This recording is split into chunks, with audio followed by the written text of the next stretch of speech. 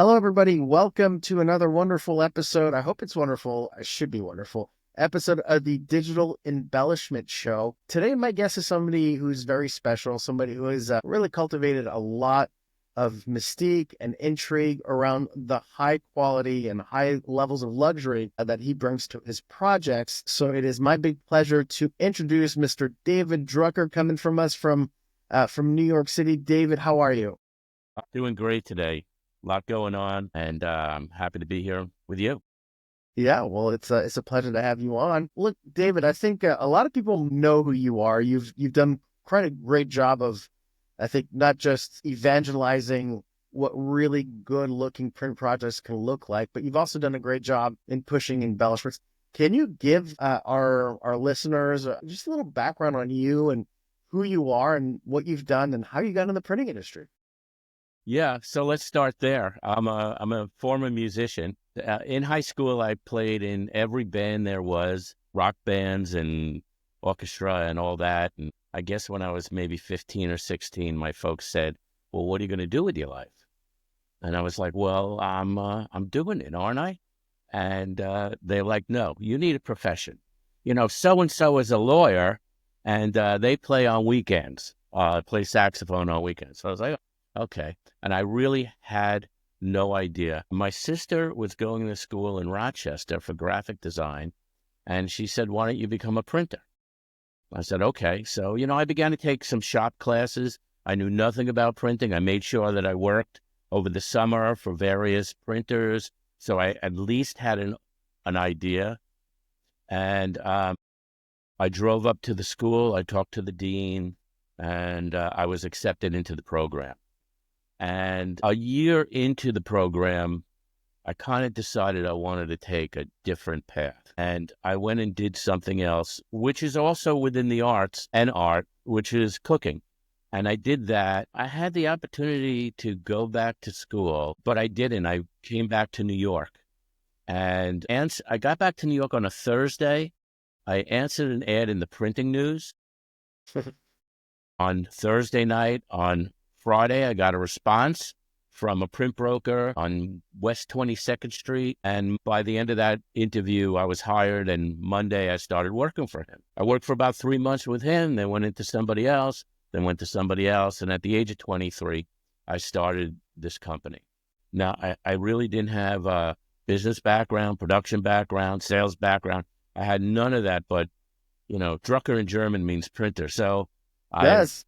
yes. So I kind of like fell into it, and being lucky, established an office downtown Manhattan, Varick Street, Hudson Street, all full of printers, every type of printer, engraving, stamping, offset, flexo, everything was in there. So I would get myself into the city, by 6:30 in the morning, and I would visit the different owners, and I would ask lots of questions. Now, I really didn't have work at that point for those type of jobs, but I began to understand the production value and what to do. And so when I would go up and I would knock on doors at that time, and, open up the door and I'd say, "Hey, I am so-and-so." And unfortunate, but fortunately for me, I would do the work that the big guys didn't want to do, or they couldn't do it. So you And got all the tough stuff. a lot of the work that came in was, you had to bring in 4 or 5 different suppliers to accommodate these productions. And I just learned, out of the force and the fear of not producing this the right way. And we made just a few mistakes here and there, but we never delivered the wrong product. We always delivered the right product. So you'd invest a little bit of money into yourself. You'd educate yourself in that way. And that was my education. Wow. And so fast forward, we began to do these commodity jobs, but we also got this other work, which was really fabrication. It had some things to do with printing, but mostly they were tough productions. I had to really learn how to speak to my suppliers in developing it and get everybody on board and have these discussions of this is going to work or this is going to work. And, I'd go to sleep that night, at 10 o'clock, and I wake up at 4 in the morning with, "Oh my God, I think I know how to do it. Let's let's call. I would have called at 4 o'clock in the morning, but nobody was there. So uh, the discussions happened, and people began to understand what my goals were. And the projects didn't become just productions. They became learning guides for future work for these suppliers as well. Right. So you set like benchmarks almost internally of, okay, now we know we can do this, and Right. apply that to future projects. So tell me, David, you've worked in the printing industry for a while. You've been on the hot New York scene. You right now, your company, is it called Guru of Printing, or what is the name No, of your company? it's called High Resolution. Quick story, back in 2008, the market crashed. We were doing really well, and then in 2009 it crashed for us. I had a staff at that point, but in the back of my mind, I had to figure out a way that should we lose business, how can I brand myself that people would begin to know it? So I changed my email address to I david@guruofprinting.com. love it. Yeah, and it became very easy for everybody. Everybody else had the high res email, with exception of me. And you don't realize what you're doing, but when designers and creatives come back to you and say, this is some of the best branding I've ever seen. People are really going to get you, understand you. And the other thing is, so my hair used to be brown and now it's gray, but that has I'm become a trying to, branded. just trying to get that too. Yeah, and that's become a branded icon as well. Right. And there are people who I haven't seen in years and years, but they'll come running across the room or across the street, and they'll say, Yeah. "Hey, how you doing? Haven't seen you in a long time." And if I'm lucky, I can remember their names. That's awesome. Well, sometimes you have to pretend you remember, right? Hmm. So you've done great job branding yourself. I think today some of the projects that you broker, I think, are really top notch. And when we were talking about one of the projects, and we'll talk about it a little bit, you've really done a great job of incorporating, I think, embellishments into your Hmm. print. If you're dealing with a embellish, first of all, what is the trends that you've been seeing regarding embellishments brand adoption? Like, what are you seeing out there?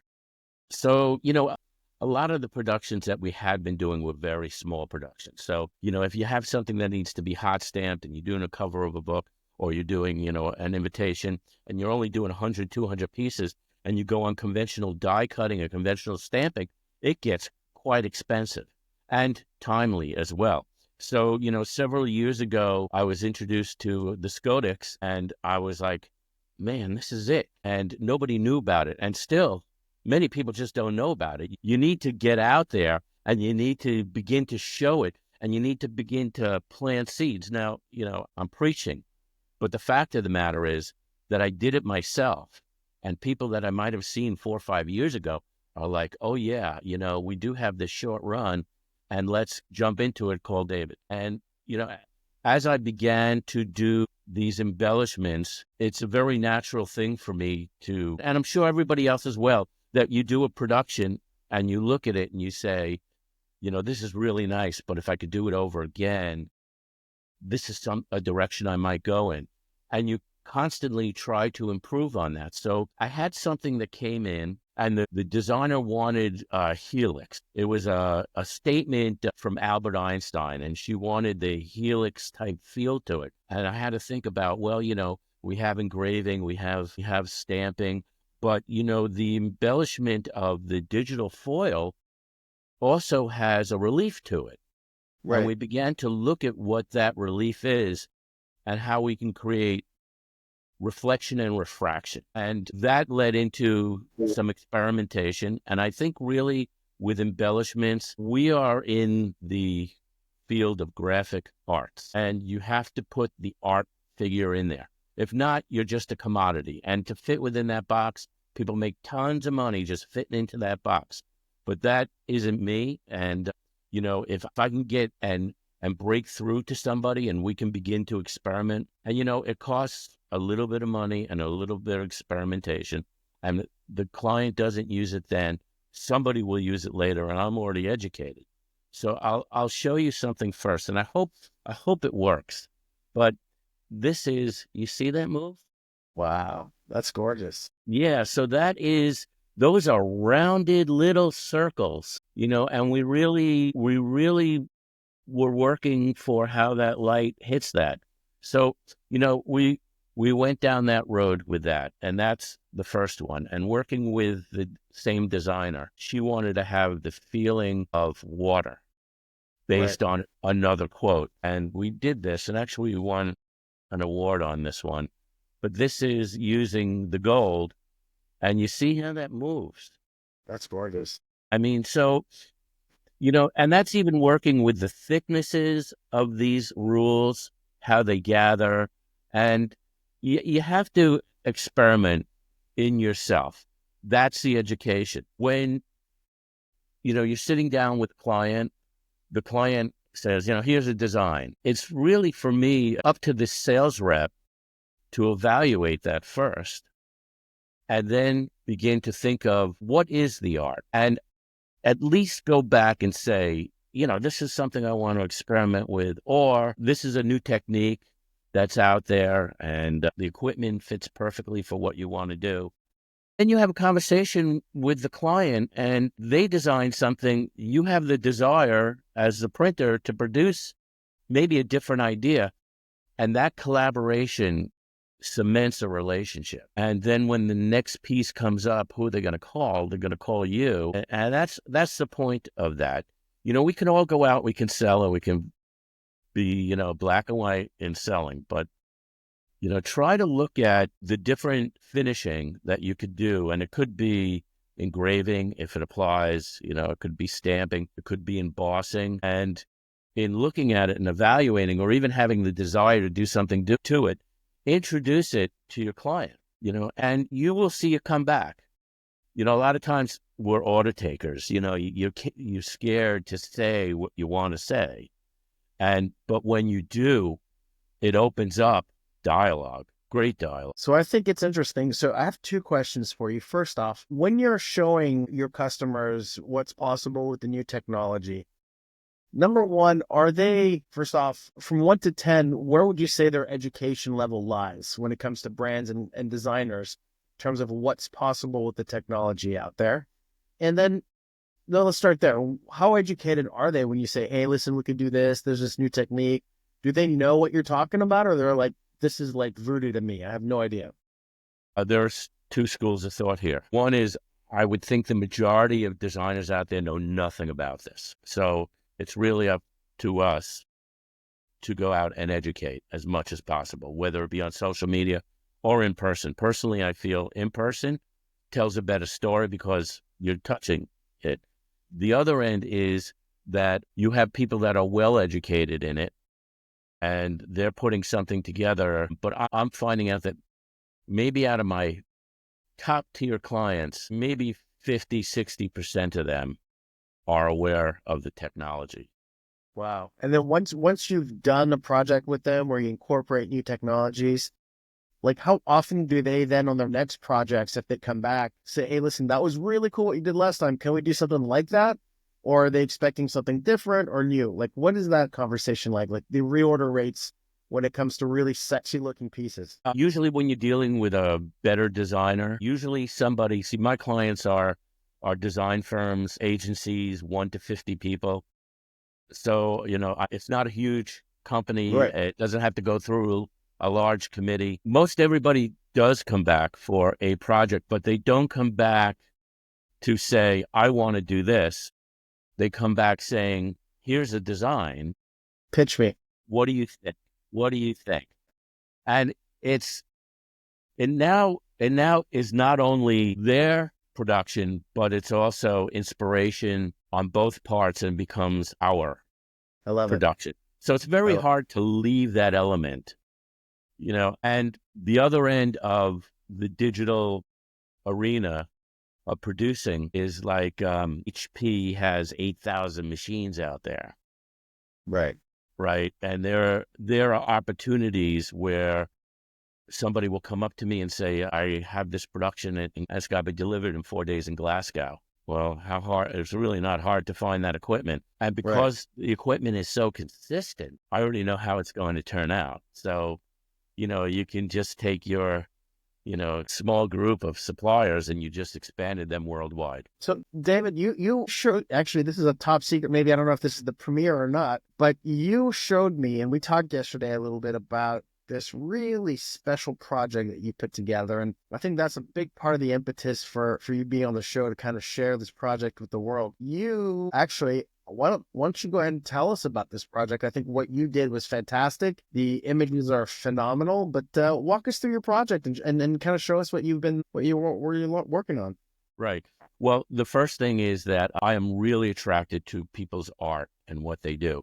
And when I see something I like, I make sure that I hold the image, hold the file, take a photo of it. I go to a lot of museums where they have artifacts from, the 1500s, and I take photos of that and I put them aside because I come back to them at some point saying, I hope I can do this.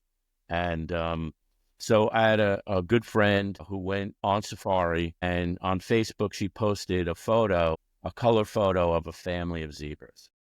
And when I saw that photo, I didn't see it in color. I immediately changed it to black and white. I sent it back to her and I said, so what do you think of this? So that is the family of zebras. And I'll bring that in so you can see it a little bit better, right? And here they are just staring at you. So this is about 1.5 years ago, and I've had this in my iPhone ready to go. And back in, maybe it was June, a referral came in from a design firm who I'd been calling on, but I never did business with a design firm. But they referred me to their client, and it was a book. One of the owners took 8 of his clients on a safari. Quite the extravagant, right? And I need those like that. Yeah, and so they had a printer that they worked with in Manhattan, and they produced a book, and they hated the book, and I think they paid for the book. So I came in, and this is the first I'm meeting this group of people, and as we're beginning to talk, and I was asking the right questions, they began to tell me a direction to go in, and I showed them that photo from my iPhone. And I said, I don't know what it is, but I want to do something with that. And, you have a slip case. I might want to do a clamshell box, and let me put together a proposal. So as I began to build this, I work with a company named Metal Magic, and we did a multi-level embossing die, and that's how it turned out. And when I began to see this, of course, we went into the background, and I asked them to bring out some more of the zebras that were in the back. And, when you have a conversation with suppliers, you treat them the way you want to be treated. Conversations go so much better than somebody maybe saying, this guy's asking for a lot of, I find that compliments all the way down the line bring back what I'm looking for, and great dialogue as well. So once we built that and we saw what was going on, I said, I want to do something on the clamshell box out of copper. And I had never done it before. They had never done it before. We've seen copper etched, or maybe poured copper, but I knew I was going to. It was a brass die onto a copper sheet? It was a brass die. We put in first of all, I don't know thicknesses of copper. So I ordered something offline, and it was too thick and it didn't work. And then I had to go to thinner. Then I had to begin to educate myself on the thicknesses of copper. And I sent in a couple, and we wound up with this. Goodness. So how many tries did it take you to get your recipe right for that? Not a lot. And the reason being is that the first time I brought in something that was too heavy, I knew it was too heavy. The second time I brought in something that was too thin, and it ripped the ears. And then I really had to begin to educate myself on thicknesses. And I sent this in, and they pulled it off, and they said, well, we're going to send it. Now I think they were in Phoenix, and we're going to Federal Express it to you. I said, don't do that. Take a photo of it, or take a slight movie of it. I mean, most of my productions that are done out of town, that I'm not physically there, we work with FaceTime. We work with a lot of photos. I know depth through experience, so I know what I'm looking for. And since we already altered the die for the paper, I wasn't going to go much further than that. The question was, once we put copper in there, there's a likelihood we're going to break the die. And, so that was one of the walls that was put up. Did you But break them? no, no, I No. didn't think we were, but they had to precaution me as to what was going to happen. And my answer to that, and this is my answer to any experiment that I do. I've had engravers where they say, you can't do that. You really can't do that. And I said, well, I want you to try. And if it doesn't work, I'll pay you for it. Right. So this was a die. And they said, it might break. And I said, well, let's try it. If it breaks, we'll have to make a new die. Right. In that, I'm lucky enough to have had the budget to do that. Sure. Most don't, because it was expensive. But we're all now at this point intrigued to come out with the right end result. So And so now you can do it. Now you got the recipe down. What was the reaction of your customers when they saw what you worked on, what you did? unbelievable. And I only showed them photos, Right. just like that. The second part of this was, if I'm going to educate people in the embossing stage, then I'm going to have to put together some sort of program. And what I began to do is send in other papers as well that we used to see how that worked. So now I have about 7 or 8 different papers that we've used that I can use in the future. Maybe do a webinar on, talk about conversations back and forth with, and see how other people might apply it. Now, in having those conversations, people begin to tell you what they think, and that's school for thought. And, hey, the light bulb went off and maybe we can use that in the future, but I'm going to try to show this the best I can. That's the cover of the box. Unbelievable. Right? So we used, I try to use papers and fabrics that would mimic a safari. Huh. Now I'm going to tell you, I can't show you the interior photos Right. because they're very personal. So Right. we don't want to show that. But this opens up like a clam box, right? And here is the white one. Can you see that? Yeah. All right. So once we saw the copper was working, I began to look at, well, how else can we enrich this? And what I did is I found some copper ribbon that we used to help take the piece out of the box, right? Help to lift it. And I used also a ribbon for a marker for the book itself. All right. Then we gilded the edges in copper. Gorgeous. So you can see how this began to take shape, and it flowed naturally. That's what I got to use. I would present it to the client. They were like, do what you do. The other end of this as well, and this is not using one of their photos. This is using a client's photo that does a lot of safaris himself. And I asked him, you have a family of elephants. And on the end leaves, I did the family of elephants. Just tinted back on this is called Lesabo, the stock. Cappuccino is the color. And then we just worked on, changing the color photo into black and white and then working back and forth with it. Beautiful. So elegant. It's unbelievable. So, and it's also working with the right suppliers. I worked off of Rico. It's not one of the main digital presses that I use, but it was great to make the slight changes and to see what was coming off of that. The other thing is to have suppliers who want to do that for you. We're quite fortunate, especially now, that people are like, what do you want to do? How do you want to do it?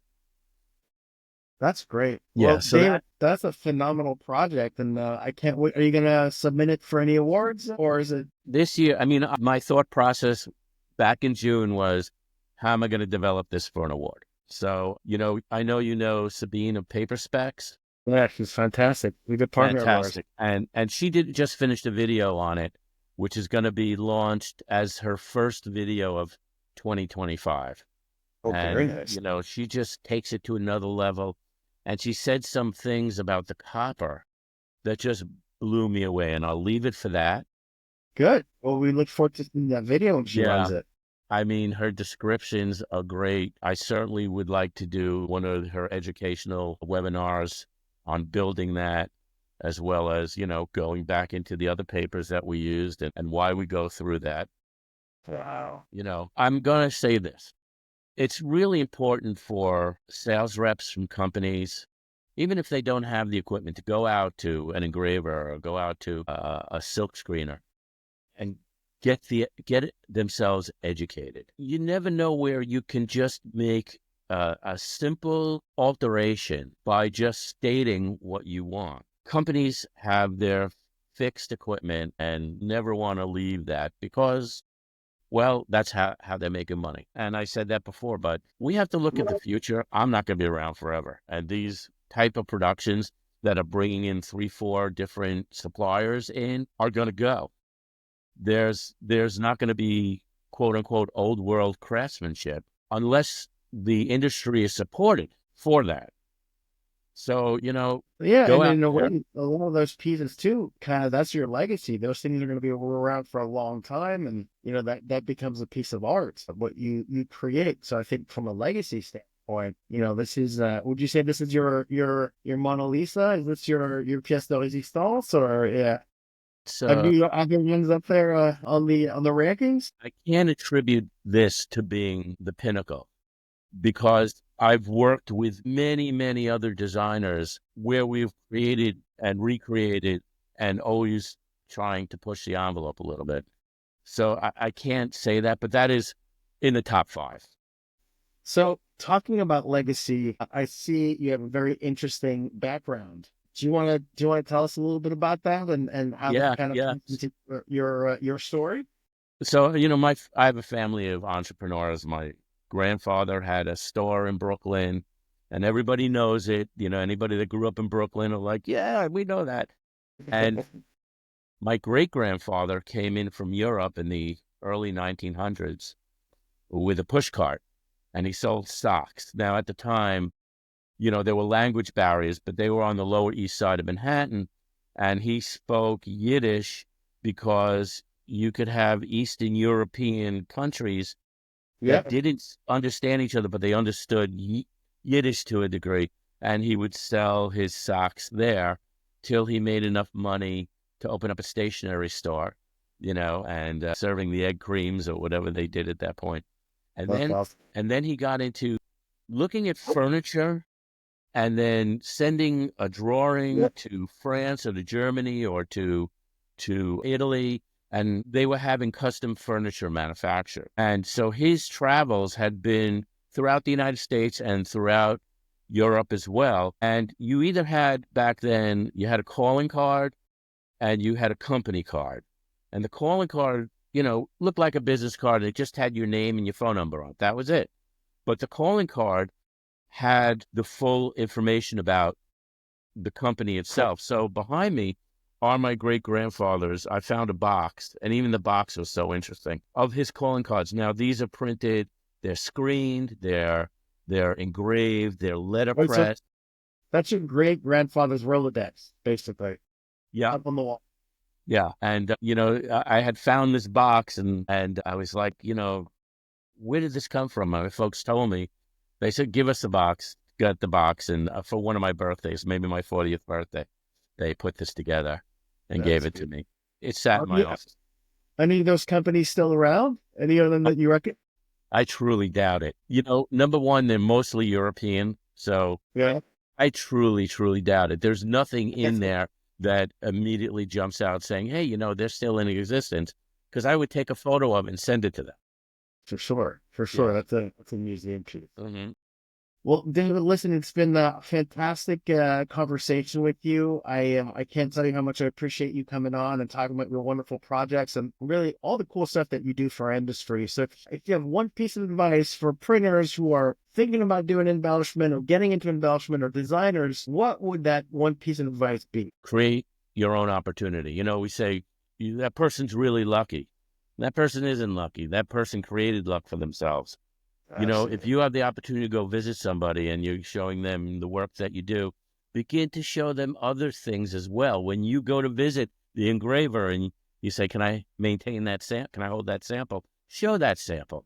Someone's not going to buy that right off the bat, but they are going, a designer isn't just going to design, one type of piece. They're not just going to do booklets. They're going to do invitations.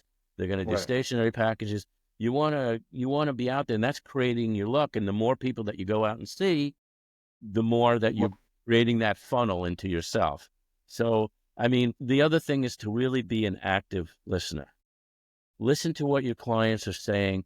They're going to say key things, maybe, paper and maybe using a darker thing or having some contrast, and, sleep on it. Go home, sleep on it, come back to them, make another presentation, talk to your people in the shop about it. Somebody's going to come up with an idea. It becomes such a collective entity and Yeah. a positive force into going back into that prospect, that client, and creating new processes. Well, David, thank you so much for those wise words. We look forward to seeing more and more of your things online. If you don't follow David on LinkedIn, I absolutely 100% just do it right now. I'll put his link in the comments below, in the description below. You want to follow David, see the cool stuff that he's doing. And if you want to email him, you can email him at David at guruofprinting.com.